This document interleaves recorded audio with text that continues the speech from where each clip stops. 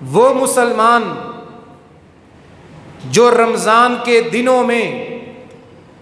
دن کے وقت روزہ رکھتا ہے اور راتوں کا قیام کرتا ہے، دعا کریں اللہ ہمیں قیام کرنے کی بھی توفیق عطا فرمائے۔ لوگ سوال کرتے ہیں اگر نماز تراویح نہ پڑھی جائے تو کیا روزہ ہو جاتا ہے؟ روزہ ہوتا ہے یا نہیں ہوتا؟ اس کا جواب تو بعد میں، پہلے یہ بات بتائی جائے تراویح نہ پڑھنے کی وجہ کیا ہے، تکلیف اور بیماری کیا ہے، بہانہ اور عذر کیا ہے، مجبوری کیا ہے، نماز تراویح نہ پڑھنے کا سبب کیا ہے، روزہ ہوتا ہے یا نہیں ہوتا، یہ تو اگلی بات ہے۔ پہلے اس سوال کا جواب دیا جائے کیا تکلیف ہے کہ نماز تراویح میں پیچھے رہا جاتا ہے، نماز تراویح نہ پڑھنے کی وجہ کیا ہے۔ آئیے ان لوگوں کے لیے حدیث بیان کرتا ہوں جو نیکی کرنے سے پیچھے رہتے ہیں، بہانے تراش کرتے ہیں، عذر پیش کرتے ہیں،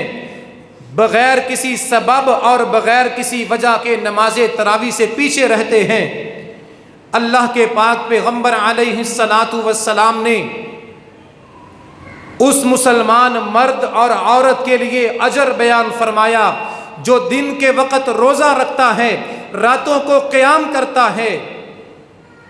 جاء رجل الی النبی صلی اللہ علیہ وآلہ وسلم، ایک بندہ اللہ کے پیغمبر کے پاس آیا اور پوچھنے لگا، سوال کرنے لگا، ارأیت ان شہدت ان لا الہ الا اللہ وانک رسول اللہ وصلیت الصلوات الخمس وادیت الزکوۃ۔ اے اللہ کے پیغمبر، اگر میں یہ گواہی دوں کہ اللہ کے علاوہ کوئی عبادت کے لائق نہیں،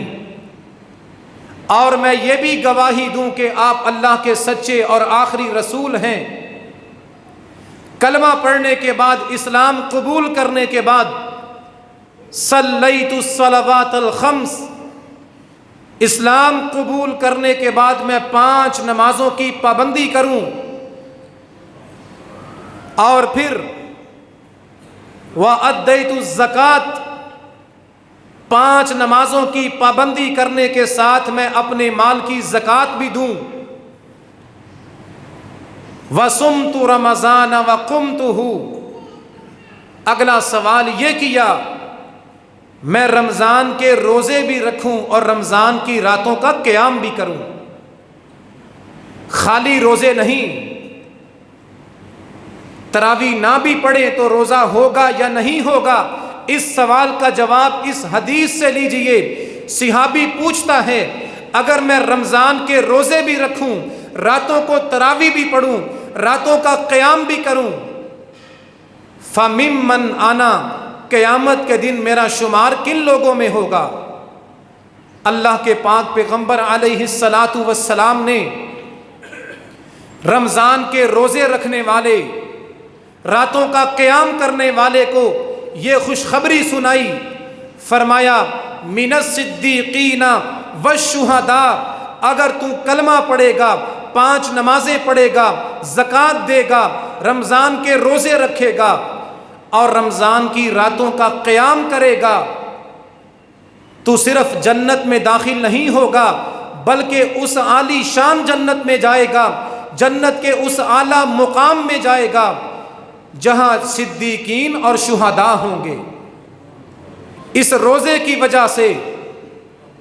رمضان کی راتوں کے قیام کرنے کی وجہ سے، اپنے جسم کو تھکانے کی وجہ سے، رمضان کی راتوں اللہ کے سامنے کھڑے ہونے کی وجہ سے تجھے مقام یہ ملے گا، اجر یہ ملے گا،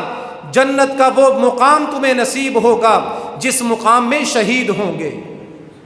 یہ راتوں کا قیام، رمضان کے دنوں میں روزے اور راتوں میں تراویح، اس کی وجہ سے اللہ تمہیں جنت میں شہیدوں کا پڑوس عطا فرمائے گا۔ دعا کیجئے اللہ ہمیں راتوں کا قیام بھی عطا فرمائے، اور اس قیام کی وجہ سے اللہ قیامت کے دن ہمیں شہیدوں کا ساتھ بھی عطا فرمائے۔